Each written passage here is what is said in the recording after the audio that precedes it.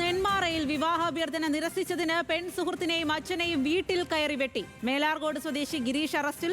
4 വർഷമായി യുവതിയും ഗിരീഷും തമ്മിൽ അടുപ്പത്തിലായിരുന്നുവെന്ന് പോലീസ്. അജിത് ബാബുവാണ് വിവരങ്ങളുമായി ചേരുന്നത്. അജിത്, എന്താണ് പോലീസ് ഇക്കാര്യത്തിൽ പറയുന്നത്? ഇവരുടെ വെട്ടേറ്റവരുടെ ആരോഗ്യനില എങ്ങനെയാണ്?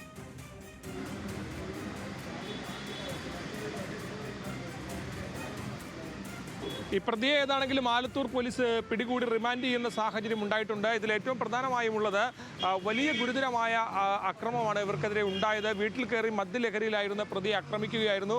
ഈ വെട്ടേറ്റ് പുറത്തുൾപ്പെടെ പരിക്കേൽക്കുന്ന സാഹചര്യം ഉണ്ടായി. ഇത്തരത്തിൽ വെട്ടുകത്തി ഉപയോഗിച്ചുകൊണ്ടാണ് വെട്ടുന്ന സാഹചര്യമുള്ളതിൽ ഏറ്റവും എടുത്തു പറയേണ്ടത് ഇത്തരത്തിൽ 4 വർഷമായ അടുപ്പത്തിലായിരുന്നു എന്നാണ് പോലീസ് പറഞ്ഞത്. ഇതിൽ നിന്ന് പിന്മാറിയതോടുകൂടിയാണ് യുവതിയെ ഇത്തരത്തിൽ വീട്ടിൽ കയറി ആക്രമിച്ച് കൊലപ്പെടുത്താനുള്ള ശ്രമം ഈ ഇത്തരത്തിൽ ഗിരീഷിന്റെ ഭാഗത്തുനിന്ന് ഉണ്ടായത്.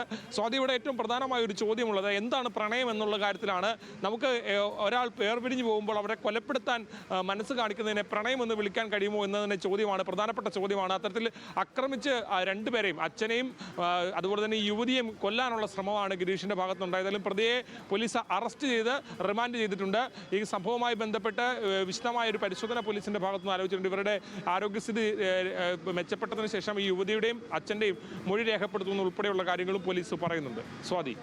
ശരി, അത് തന്നെയാണ് അജിത്. പാലക്കാട് നെന്മാറയിലാണ് വിവാഹാഭ്യർത്ഥന നിരസിച്ചതിന് പെൺസുഹൃത്തിനെയും അച്ഛനെയും വീട്ടിൽ കയറി വെട്ടിയത് എന്നുള്ളതാണ്. ആ വിവരങ്ങളാണ് അജിത് ബാബു നൽകിയത്.